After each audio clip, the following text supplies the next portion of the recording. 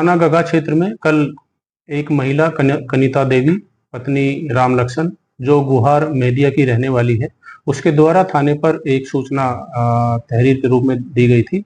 कि उसके घर पर रात्रि में सुबह लगभग 4 बजे के आसपास 3 अज्ञात व्यक्ति छत के रास्ते आए और उसका हाथ और मुंह बांधकर उसके घर से कुछ जेवर और नकदी ले गए। और इस सूचना पर तत्काल पुलिस के द्वारा इसकी जब जांच की गई तो जांच में पाया गया कि ये महिला पिछले 2 वर्ष से एक फ्यूजन समूह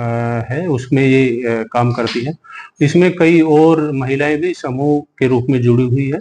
और इसके द्वारा लगभग 1 साल पहले इससे 70,000 रुपये लिया गया था कंपनी से और किस्त के रूप में ये उसको नहीं दे पा रही थी।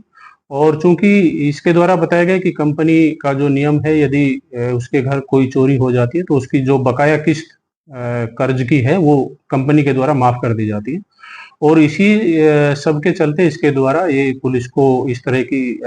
झूठी भ्रामक सूचना दी गई कि इसका जो बकाया 70,000 रुपये किस्त का है वो इसको ना देना पड़े। और इसके बाद जब इससे और पूछताछ की गई तो इसने इसके द्वारा जो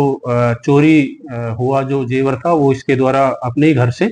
एक डिब्बे में रखा हुआ था, वो सब बरामद भी करा दिया गया है। और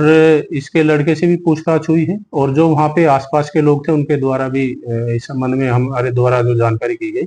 उससे कुल मिला के यही था कि जो इसके घर पे किसी अज्ञात व्यक्ति का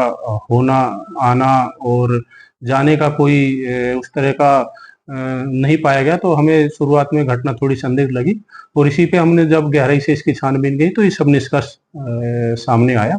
और अब इसमें के द्वारा जो दूसरी हमें तहरीर